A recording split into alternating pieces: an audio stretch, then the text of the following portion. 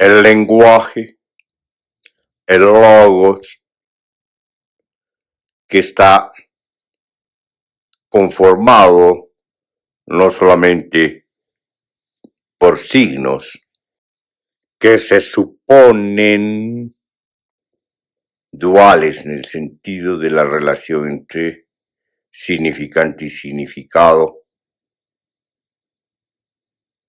Está el lenguaje constituido por la fonación, es decir, los signos adquieren características fluidas y aéreas y son escuchadas, pero cuando se inscriben, es decir, cuando logran explayarse en la escritura, los signos adquieren como una eternidad impresa. Hay una historia larga desde la inscripción en los barros, en las piedras, en las tablillas, en los cueros de animales, en los papiros hasta llegar al papel y ahora hasta llegar a ese espacio virtual, intangible, empero que puede ser visible y audible. Es decir, damos todo un círculo en relación al lenguaje. Lo que nos interesa en este caso es constatar también que ese lenguaje contiene metáforas, figuras y conceptos. Bueno, sabemos que el concepto en el fondo, en su sustrato, es metafórico, aunque sea trabajado y elaborado por la razón, una de las facultades, según Emmanuel Kant, del conjunto de las facultades que hacen al sujeto. Pero podemos decir mejor que es una de las capacidades vitales del cuerpo.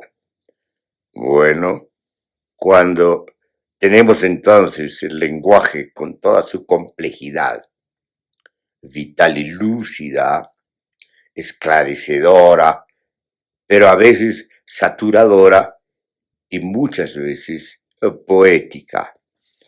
Entonces, tenemos el tema de las analogías y las diferencias que establece la razón a través del lenguaje. Cuando ocurre esto, entonces estamos ante una clasificación, pero también estamos ante un entrelazamiento y diríamos un enrevesamiento. Muchas veces, por usar las figuras, se asume o se atribuye un carácter, algo que no tiene el mismo carácter del origen. Por ejemplo, cuando hablamos de sujeto, nos estamos refiriendo no solamente a su propia arqueología, la arqueología del concepto sujeto, que ahora no nos vamos a ocupar, pero lo que nos interesa en este caso es mostrar que el sujeto se convierte en una metáfora y se atribuye a otros acontecimientos o a otras estructuras, como por ejemplo el Estado-nación, el país, y se le atribuye la característica o la composición o el atributo de sujeto. Se habla de países con nombres como si fueran sujetos, cuando eso no es posible, salvo metafóricamente. Los sujetos son los individuos. Lo vamos a hacer más fácil, ¿no ve? Es decir, obviamente ningún individuo es solo, sino que es un acontecimiento social. Entonces los sujetos se dan lugar y emergen en ámbitos de relaciones sociales, pero también en composiciones de estructuras sociales. Así también en el juego de las instituciones que se incorporan en la práctica a los sujetos de una manera violenta o de una manera pedagógica, para decirlo de ese modo. Entonces, aquí tenemos un problema en la medida que confundimos la metáfora y olvidamos que es una metáfora y hablemos de Estado-nación o de país como si fuesen sujetos, cuando son en realidad otras complejidades que tienen otras características, pero además no debemos olvidar que cuando hablamos de Estado-nación, de Estado, de país, estamos hablando de conceptos que han sido elaborados usando el lenguaje, dándole función al lenguaje, haciendo que el lenguaje produzca precisamente esto, los conceptos. Entonces, cuando nombramos desde el lenguaje o nombramos las cosas desde el lenguaje y obviamente nos apropiamos de las cosas o de los acontecimientos, en este caso, a través del lenguaje. Pero esta apropiación es metafórica, es decir, esta apropiación es racional, es una apropiación conceptual, es decir, de concepción, para que se dé lugar una verdadera apropiación, tiene que ser tangible, material, y eso implica precisamente un acontecimiento fáctico, es decir, que el sujeto además utilice su cuerpo y los sujetos utilicen sus cuerpos para lograr precisamente esa tangibilidad, esa apropiación. ¿Por qué damos todo este desglose o esta digresión inicial? Porque necesitamos precisamente separar lo que es metáfora de lo que es estrictamente conceptual y puede constatarse. Entonces, no hay pues un sujeto Estado, un sujeto Estado-nación o un sujeto país. Lo que hay es un conjunto de relaciones o conjuntos de relaciones o conglomerados de conjuntos de relaciones complejas imbricadas en estructuras sociales, estructuras de poder y otro tipo de estructuras que podemos llamar culturales y a su vez imbricadas en instituciones que son agenciamientos concretos de poder. Es decir, que es a través de las instituciones que se actúa sobre los cuerpos. Entonces, una composición compleja como esta da lugar pues a un Estado-nación o a un Estado en términos más globales y generales y da lugar precisamente a un país. Y cuando se da lugar a un país, se da lugar precisamente a partir de delimitaciones que se dan en términos prácticos y fácticos, pero también en términos de acuerdos políticos, en términos de apropiaciones geográficas y territoriales, en términos de la administración de estos territorios institucionalmente. Entonces aquí lo que tenemos es una actividad. Entonces necesitamos volver a esta complejidad de manera epistemológica, es decir, en términos de ciencia y conocimiento y saber y filosofía, para precisamente comprender mejor lo que nos pasa en esta crisis múltiple a la que asistimos en el presente y por lo tanto tratar de comprender cómo funciona la crisis de estas características múltiples, crisis ecológicas, crisis civilizatoria, crisis sociales, económicas, políticas y culturales. Entonces necesitamos ver cómo funciona todo, pero bajo la perspectiva de su complejidad dinámica para poder precisamente no solamente comprender, entender conocer e interpretar lo que nos ocurre, el acontecimiento, lo que ocurre en el acontecimiento, que ya de por sí sabemos que es multiplicidad de singularidades, multiplicidad de procesos singulares en constante composición, descomposición y recomposición, haciendo al mismo acontecimiento una singularidad compleja. Los estados-nación, los países son invenciones sociales en el sentido de invención como tal, pero también en el sentido de productos sociales. Son a la vez imaginarios, pero también institucionales, son materialidades institucionales. En el contexto de los estados-nación, donde se definen los alcances de sus espacios, de sus geografías políticas, en términos de la correlación de fuerzas. Lo mismo ocurre en la composición de un Estado. Se define por la correlación de fuerzas que contiene.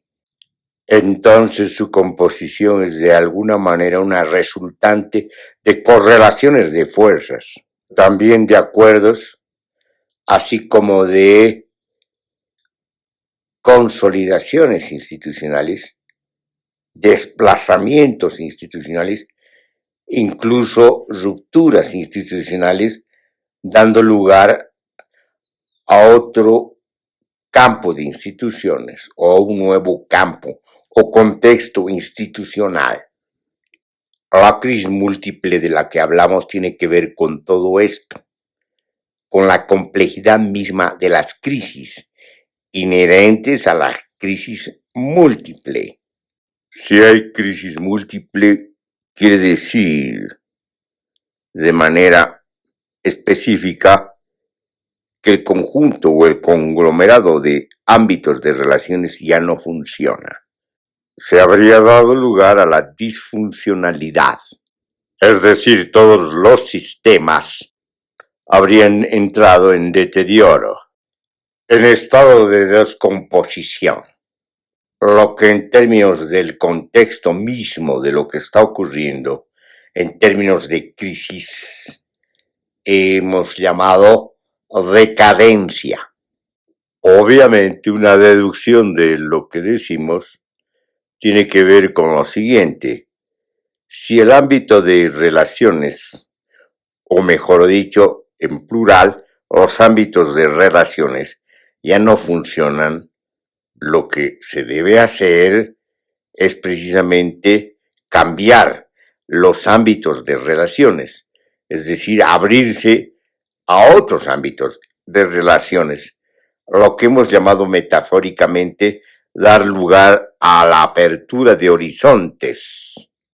Volviendo al sentido antiguo de política, al sentido griego antiguo, que viene de polis, que viene de ciudad. La política entonces es posible en la ciudad. La política tiene que ver con pertenecer a la ciudad, tiene que ver con la vida de los ciudadanos, ser parte de la ciudad organizada, ser parte de la comunidad organizada. Entonces, cuando hablamos de crisis, ¿estamos hablando acaso de la crisis de esta pertenencia a la ciudad, de esta pertenencia a la comunidad? Lo que habría entrado en crisis es esta pertenencia, esta relación o este conjunto relacional que nos hace ciudadanos y que nos hace políticos en el sentido del homo politicus. Alguien al respecto podría decir que hemos pasado del homo politicus al homo economicus. Sin embargo, como ya hemos expuesto, hemos concebido más bien contra ese sesgo de la llamada ciencia económica, de que la economía emerge o se hace posible a través del acontecimiento político. Y un ejemplo que hemos dado tiene que ver precisamente con la moneda, que se debe más bien a la necesidad del Estado a que se pague, se agilice el tributo, y por lo tanto la moneda tiene las dos caras, la cara del Estado y la cara que corresponde a la enumeración cuantitativa, a la ponderación del valor. El acontecimiento económico es a la vez e inmediatamente y contenido por el acontecimiento político. En el mejor caso es una veleidad metodológica hablar de la independencia y de la autonomía del campo económico. En el peor de los casos, como ocurre en el presente, se trata de un delirio o fanático de fundamentalistas que creen que la economía funciona por sí sola, a través del funcionamiento de las cosas, a través del funcionamiento y los vaivenes del dinero. Eso está bien para las interpretaciones restringidas de una disciplina que se llama economía. Pero cuando hay que pasar a la comprensión de la sociedad, del funcionamiento económico en la sociedad, del funcionamiento social de la economía, todo este sesgo y este delirio nos sirve y es altamente peligroso. El ejemplo más claro de lo que decimos es la aplicación del neoliberalismo, que ajusta el cuadro económico y los comportamientos económicos y de los indicadores económicos a costa de un gran sacrificio social. Prefiere asesinar, por así decirlo, a los que son precisamente portadores de las relaciones económicas, suponiendo que estas relaciones económicas van a seguir funcionando sin los cuerpos de los portadores. Por otro lado, hay otro equívoco u otro sesgo, creer que todo es política en el sentido restringido de la palabra, no en el sentido griego de la palabra y del concepto polis, política, sino en el sentido de política institucionalizada, de democracia institucionalizada. Esto equivale a creer que las instituciones funcionan por sí solas, como si tuvieran vida propia, como si fuesen sujetos, como hemos dicho antes. Las instituciones sin los sujetos, las instituciones sin los cuerpos de los sujetos, sin sus prácticas y sus relaciones dinámicas, obviamente no funcionan, solo serían arquitecturas mudas y silenciosas. La obsesión estatalista termina en una obsesión compulsiva totalitarista que asesina también a los que portan a las relaciones políticas y por lo tanto no podrían funcionar una vez que desaparezcan los sujetos, una vez que desaparezcan los cuerpos de estos sujetos y sus relaciones dinámicas.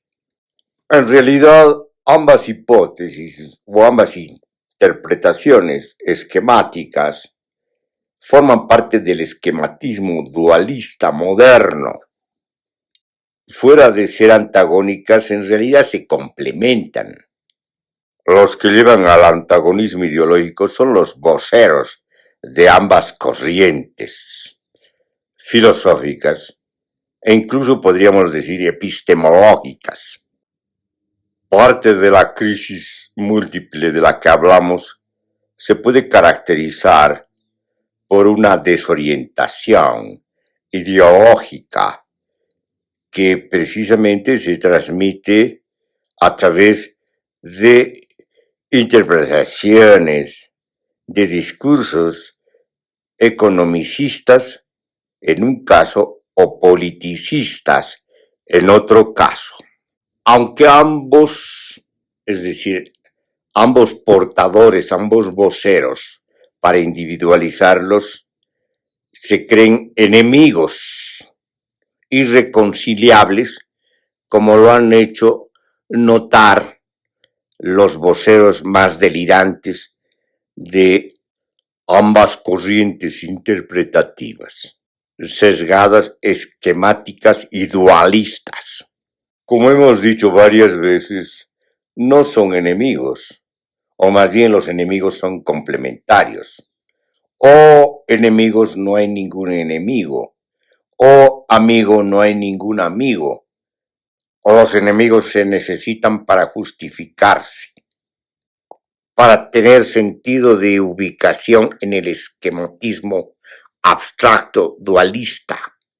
En verdad, ambos enemigos son enemigos de los pueblos y de las sociedades porque inhiben sus capacidades, castran sus potencialidades y terminan anulando su potencia social, asesinando de este modo el porvenir. ¿Cómo salir de la camisa de fuerzas de este esquematismo dualista? Para comenzar hay que abolir el esquematismo mismo, su comprensión o su esquema, su dibujo dual, abrirse a la mirada de la complejidad, a la perspectiva de la complejidad, al pensamiento complejo que se acerca más a las dinámicas complejas de la realidad. No hay enemigos sino complementariedades. Las complementariedades entre supuestos enemigos es peligrosa, pues lleva a la guerra, y la guerra lleva a la muerte masiva, amenazando hoy por la capacidad militar de las armas de destrucción masiva a la sobrevivencia humana.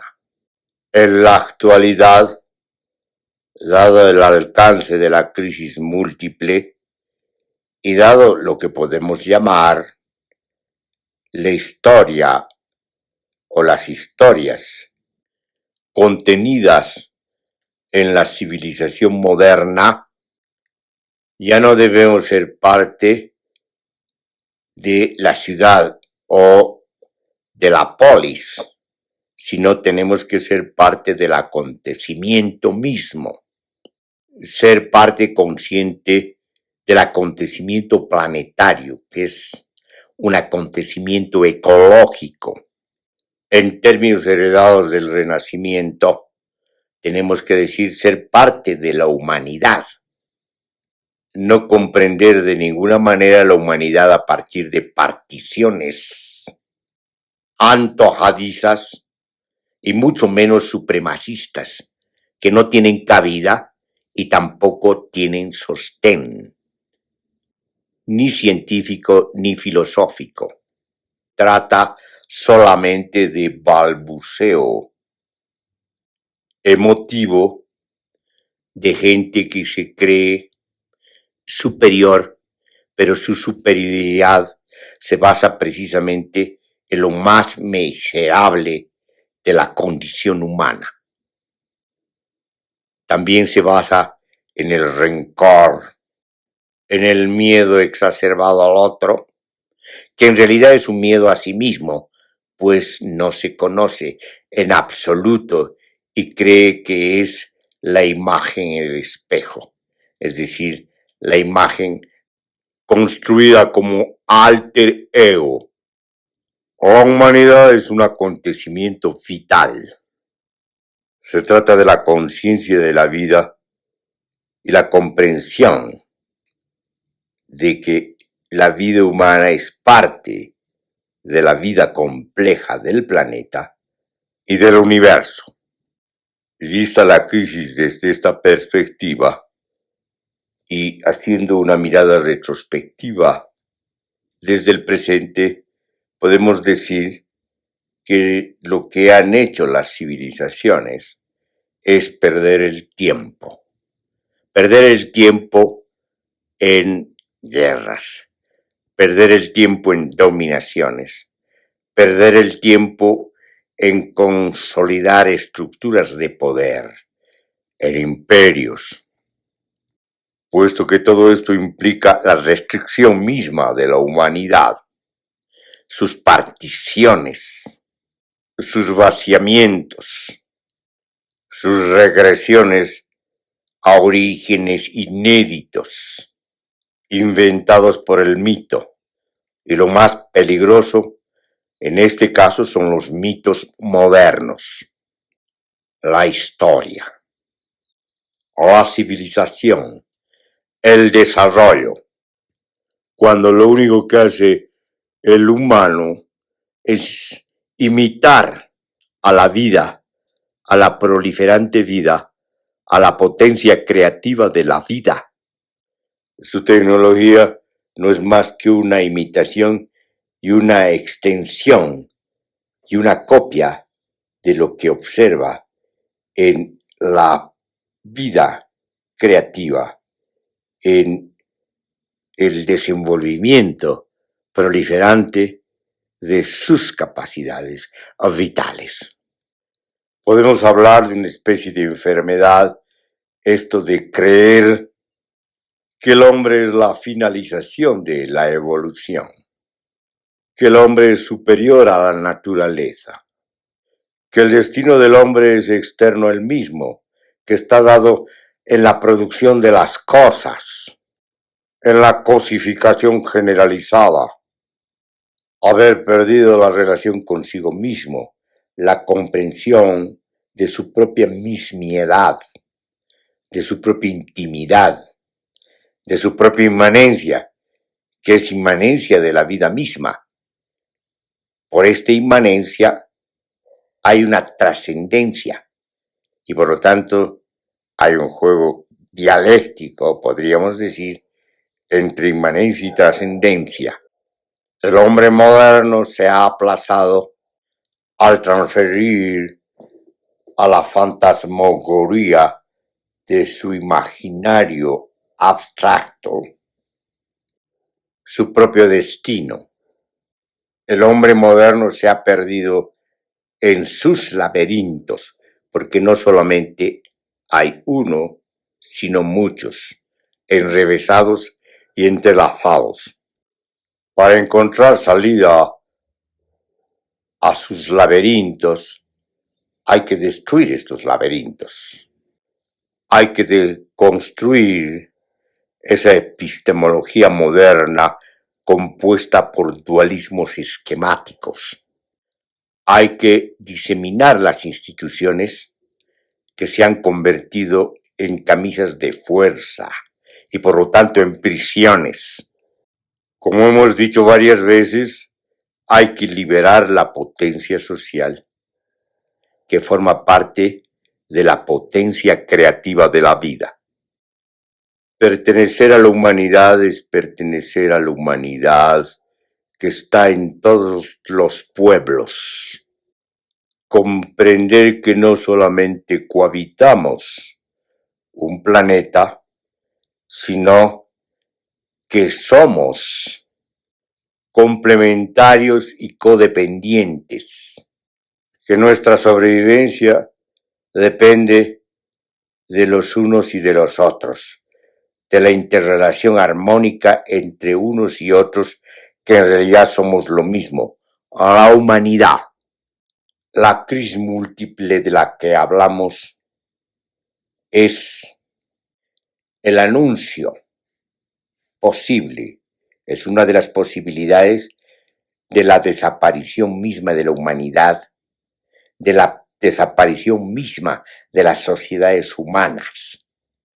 En consecuencia, ya que nos hemos equivocado desde hace 5.000 años, es menester desandar el camino, comenzar de nuevo, obviamente sin renunciar a la experiencia social, sin renunciar a la ciencia y la tecnología alcanzadas, pero comenzar de nuevo quiere decir abrirse a nuevos mundos alternativos y alterativos, armónicos, con la vitalidad del planeta, es decir, construir sociedades ecológicas.